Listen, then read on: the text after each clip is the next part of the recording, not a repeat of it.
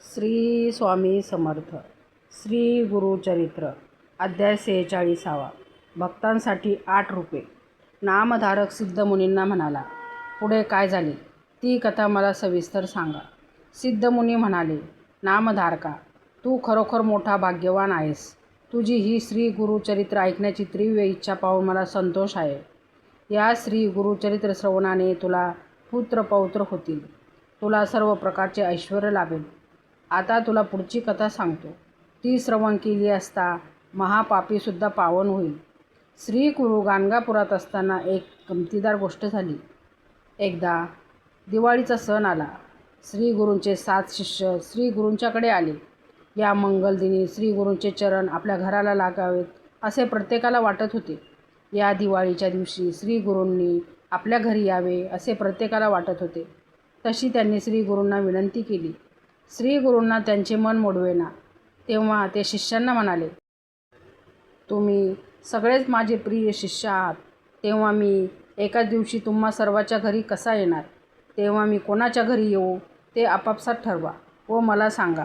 श्री गुरूंनी आपल्याच घरी यावे असे त्या 7ही शिष्यांना वाटत होते. त्यावरून त्यांचे भांडण सुरू झाले. त्यांचे काही केल्या एकमत होईना. मग श्री गुरूंनी युक्ती केली.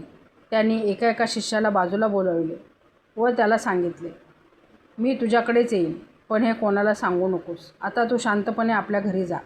अशा रीतीने प्रत्येकाची समजूत काढून सर्वांना वाटेला लावले. त्यामुळे श्री गुरु फक्त आपल्याच घरी येणार नाही म्हणून सर्वांना आनंद झाला. ते सर्वजण आपापल्या गावी गेले. दिवाळीला श्री गुरु बाहेरगावी आपल्या शिष्यांकडे जाणार ही बातमी मठातील भक्तांना समजली. तेव्हा ते श्री गुरूंना म्हणाले, स्वामी, दिवाळीसारख्या पवित्र दिवशी तुम्ही बाहेरगावी शिष्यांकडे जाणार, मग आम्ही कोणाचे दर्शन घ्यायचे? तुम्ही दिवाळीत आम्हाला सोडून कुठेही जाऊ नये. त्यांचे मनोगत लक्षात घेऊन श्री गुरु त्यांना म्हणाले, तुम्ही चिंता करू नका, आम्ही येथेच राहू.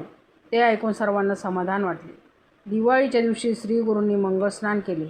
आपल्या योग सामर्थ्याने 7 रुपये घेतली व एकेका रूपाने ते विविध गावात राहणाऱ्या आपल्या 7ही शिष्यांच्या घरी गेले.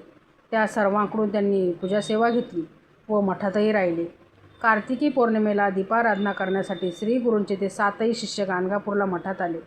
त्यावेळी प्रत्येकजण सांगू लागला, दिवाळीला श्री गुरु फक्त आपल्याच घरी आले होते आणि आपण दिलेली वस्त्रे श्री गुरूंच्याकडे असल्याचे दाखवू लागला. ते ऐकून सर्व शिष्य मोठ्या संभ्रमात पडले. पण गाणगापुरातील लोक म्हणाले, श्री गुरु तुमच्यापैकी कोणाकडेच आले नव्हते, ते मठातच होते. त्यांनी आमच्याबरोबर दिवाळी साजरी केली. हे सगळे ऐकून सर्वांनाच आश्चर्य वाटले. श्री गुरु साक्षात परमेश्वर आहेत, त्रैमूर्तीचा अवतार आहेत. भक्तांसाठी त्यांनी 8 रुपये घेतली. हे रस्ते उघड होताच सर्वांनी श्री गुरूंचा जय जयकार केला. ते म्हणाले, परमेश्वरा, अनंत रूपे धारण करणारा तू त्रैमूर्ती भगवान आहेस. तुझे सामर्थ्य आम्हाला कसे बरे कळणार? त्यावेळी सर्वांनी श्री गुरूंची स्तुती केली, दीपाराधना करून समाराधना केली. ही कथा सांगून सिद्धयोगी नामधारकाला म्हणाले, श्री गुरूंचे महात्म्य हे असे आहे. या प्रसंगाने श्री गुरु नृसिंह सरस्वतीची ख्याती सर्वत्र झाली. ग्रंथकार सरस्वती गंगाधर सांगतात, सज्जन हो, तुम्ही श्री गुरूंची आराधना करा. तुमच्या मनातील सर्व इच्छा पूर्ण होतील. आम्ही त्याचा अनुभव घेतला आहे. जे मूर्ख असतात त्यांना श्री गुरु सेवा करण्याची लाज वाटते. जे ज्ञानी असतात ते श्री गुरूंचे नामामृत प्राशन करतात. श्री गुरु हेच त्रैमूर्ती आहेत.